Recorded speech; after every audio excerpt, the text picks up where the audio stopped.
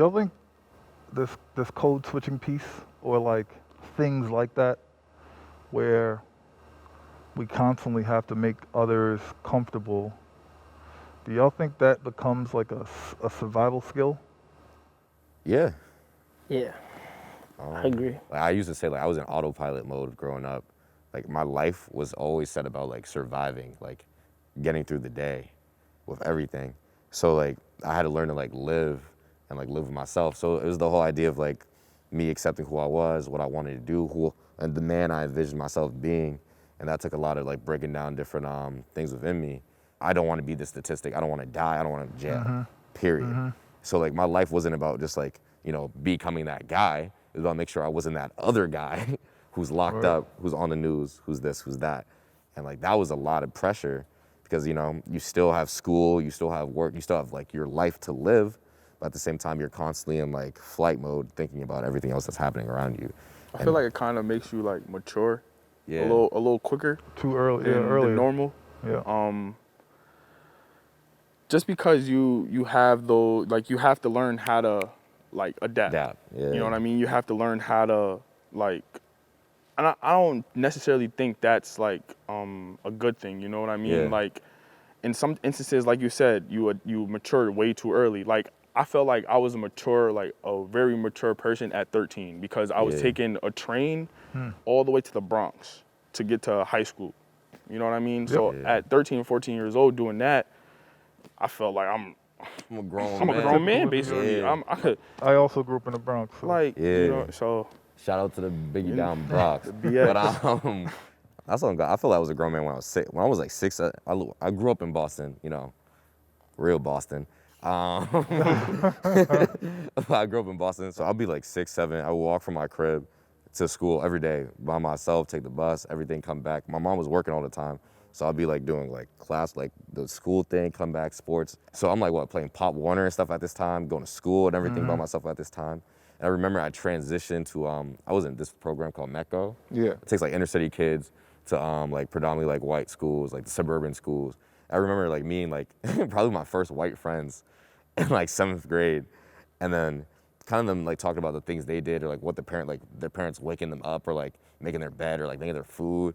And I was just like, that's not a thing where I come from, bro. I was like, that's totally not different. it. And kind of like breaking that down for myself where like I realized why I felt like I was so different from everybody else. Because like my life was mad different from everybody else. Like we completely lived in 2 different realities. Coming from New York, like. Where you from again? From Brooklyn. Brooklyn. So, like, you took the train at 13, bro. I started taking the train at 11. Right, Like, exactly. Middle school, I was going to school by myself, and like my parents were forced to work when I was kids. It wasn't an option. Like, it wasn't like my mom could stay home. Coming from where I'm from, like, I'm not from the city. Like, I'm from like I guess you call like the suburbs of New York, basically. Yeah. Coming from that to like the city where it's all fast paced, like I gotta learn how to maneuver. I can't like just stop and just figure stuff out. I gotta keep moving. It was real different. At 13 and that you saying that at 11, it's just, I know it's people like that were younger than you. Bro, it was like my whole life was like sped up. So it was like at 11, I was like 15. Yeah. And then it was just like when I was like 15, I was already like 20, bro. Exactly. Like I was just so fast paced with everything. And it wasn't by choice. It was like, again, my parents were working all the time, so I had to find a way to make ends for myself because they'll get home late. Yeah. And I don't blame anybody for that because, like, obviously my parents provided 24/7. They were like, you know, you need money for school, you need food, this, that.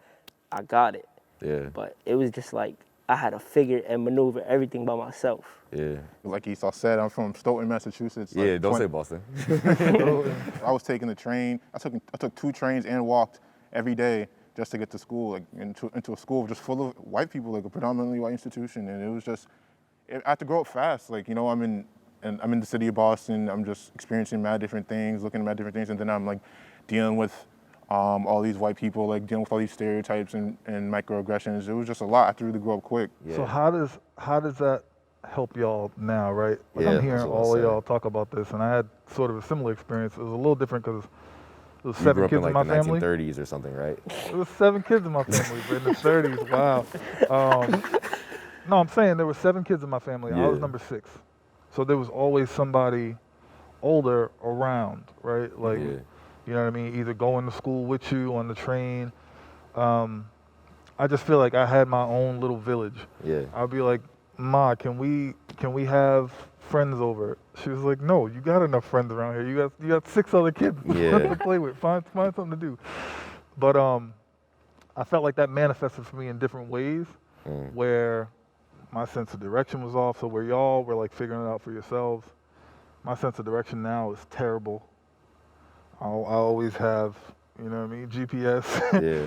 I'm always GPSing everywhere, and those senses never developed for me. So I'm interested to know, like, how that plays out for y'all now. Like, we're figuring things out for school, for life. I think it worked really well, honestly. Like, like I said, I was maneuvering the train at 11. I didn't get a phone till I was 13. That's 2 years I had to figure out how I was gonna get to school, like, by myself. Right. Yeah. So now it's like, you could take me somewhere once, I know it Yeah. inside out. Cause you learn how to pick up on different things to Yeah. survive. You know what I mean? Like it's like a survival tactic. It's become like a habit of just pointing, like figuring out how to move. I think this was what you were trying to say. Like, you're able to like adapt to any space, any situation. But at the same time, at least personally for me, I think it worked. Growing up, like, you know, being like on your own and like doing, like having to like do everything, it like created this like lack of trust for people. Like, I became very much like I'm naturally a loner. Like, when I first started college, I didn't really go to my advisor for anything. I didn't go to like, if I even needed help for a test or quiz, I wouldn't ask people. I wouldn't talk to my teachers. I was so used to doing everything by myself and like not like seeking help. Because to me, like back in the day, like seeking help was like pity. And like when you coming up by yourself like that, like I don't mess with pity. Like if I feel like I'd rather struggle and get through it myself than have somebody feel like they're doing me a favor or something. Like even in our like lowest points, we're taught to like still show face and like make it seem like everything's fine. And that's Never let them see you sweat. never let you, yeah. So I know it taught me, and it's something I realize now that, you know, it's good to depend on myself, but at the same time, it made me realize, like, you know, you don't always have to struggle alone. Does your environment like play a role in that? Like the way you grow up, you know what I mean? Like everything around you, does that play a part? We just started this program.